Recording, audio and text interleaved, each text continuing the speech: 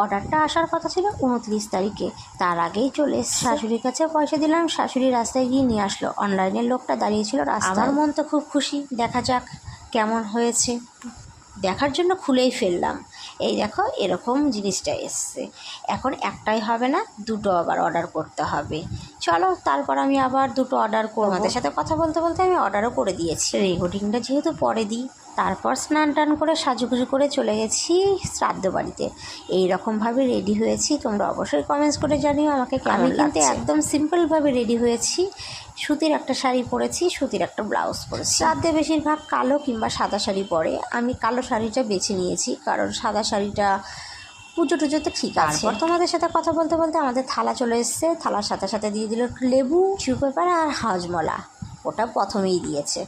ওখানে শাশুড়ি বসে আছে, এই সাইডে ছেলে বসে আছে। রান্না খারাপ হয়নি, রান্না ভালোই হয়েছে মোটামুটি। তারপরে দিয়ে দিল শুক্তো। শুক্তোর পরে দিয়েছে ভেজ ডাল। কিছু আমি নিইনি, তাই তোমাদের সাথে শেয়ার করিনি। ভেজ ডালের পরে দিয়েছে কাতলা মাছ না রুই মাছ, আমি বলতে পারলাম না।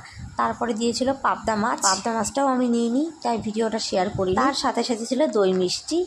তারপর ওখান থেকে চলে এসে একটু গোডাউনের সামনে বসে থাকলাম। যখন এখানে ওখানে যাই তখন আমি একটু গোডাউনের সামনে বসে থাকি। তারপর খিচুড়ি খাওয়ার জন্য চলে গেলাম রাত 10টায়, আমি আর আমার ছেলে। আর শাশুড়ি আমার মেয়েকে নিয়ে বসেছিল। শাশুড়ি না খেয়ে চলে এসছে, কারণ আগের খাবারটাই হজম হয়নি।